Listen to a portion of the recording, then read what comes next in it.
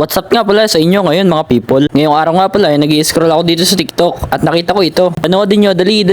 Naglagay nga lang pala siya dito ng baking soda, salt at dishwashing liquid at nilagyan niya dito ng tissue. At pagkalipas nga lang pala ng ilang minuto ay naging ganito na itsura niya. Kaya naman agad akong pumunta sa malapit na tindahan. Dito nga pala kinuha ko na muna yung gagamitin ko sa sakyan at ilabas ko na din. At pagkatapos nga pala nun nagsuot na din ako ng jacket kasi nga masyado mainit dito sa amin. Baka kasi umitim ako Charurot. At dito nga pala nasa daan na nga pala ako. Pagdating ko nga pala dito sa tindahan ay agad na akong bumili at marami nga pala tao dito. At pagkatapos nga pala nun ay nakabili na ako at ito na yung mga pinamili ko.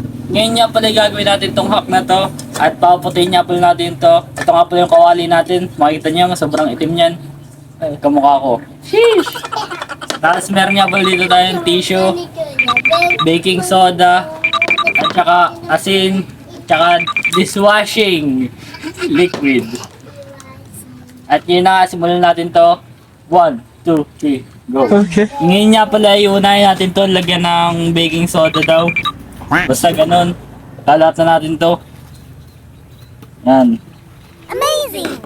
One down. Lagyan natin ng asin. Sana gumana tong lintik na to.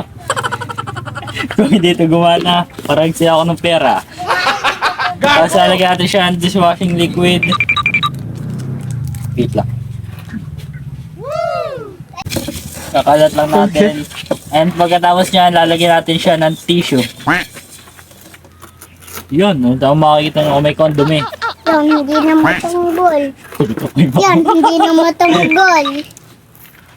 Lagyan natin siya ng tissue.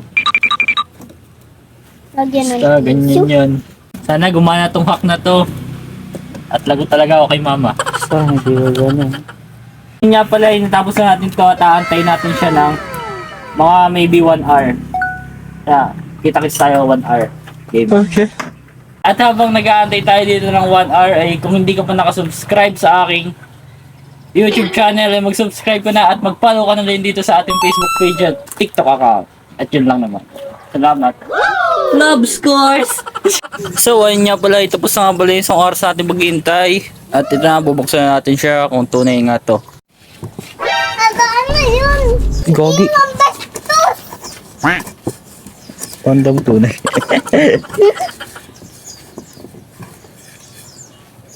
Sure. Naka-picture tapos hindi nga pala siya tunay. Kala ko kasi tunay kaya bye bye. Follow kayo sa next vlog natin.